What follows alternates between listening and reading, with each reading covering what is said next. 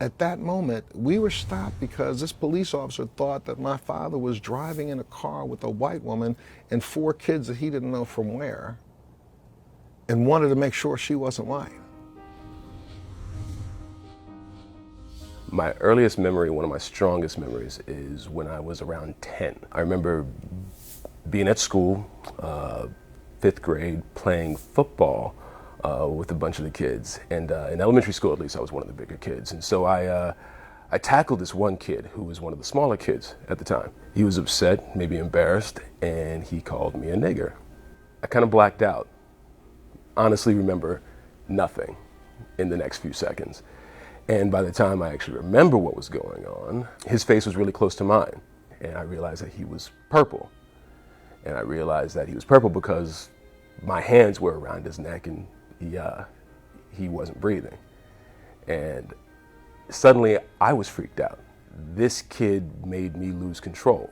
This one word, had complete and utter control over me in some ways. I had gone on a church retreat with a friend of my mom's, and we go up to the church retreat, and it's like, you know, a cabin in the woods, and so people brought their, you know, the things for the weekend. Well, on the way out of the cabin, you know, we're taking out the things from the weekend, and one of the guys I was bunking with brought a small television.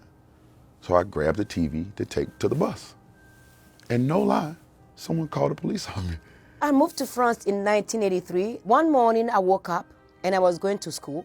I crossed my neighbor that was coming back from the pastry store. At one point we crossed path and I say, bonjour. And then he freezes, just like looking at me like trying to escape, like I was just gonna stab him. And it was so shocking and so painful for me. There was a young white girl sitting next to me and she reached for the Coke can. And the guy said, no, don't drink that. Felt a little awkward, but drank my Coke and we kept talking. And then we got on the buses and we went back home. The young white girl started crying. And I asked her what was wrong.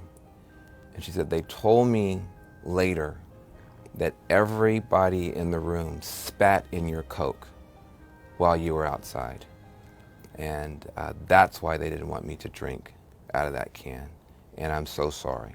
When I went to go visit my grandparents in Texas, and my grandfather's white, so we went to the grocery store one day, and this lady came over to us, and I was about 7, and she came over to us and looked down at me and said, oh, she's really beautiful, that's really nice of you to adopt her.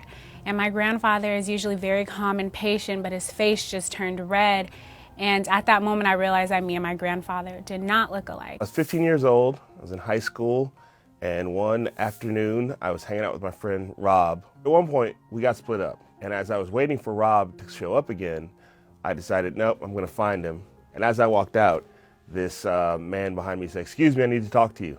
I turned around, it was a white guy, probably in his 30s, and he looked at me and said, I need to search your pockets.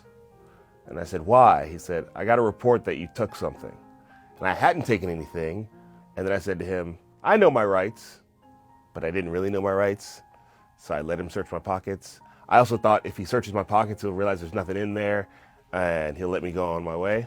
But once he found out there was nothing in my pockets, it didn't deter him, and he grabbed me by the back of the coat and walked me downstairs and physically threw me out into the streets. And I was standing in front of the record store, sort of embarrassed and humiliated, even though I hadn't done anything, and I sat there starting to cry. It wasn't until that moment that I realized being black meant the exact same thing in the current era as it had meant throughout the history of this country, that at any point a white person could harass you for no good reason and you kind of would have to take it.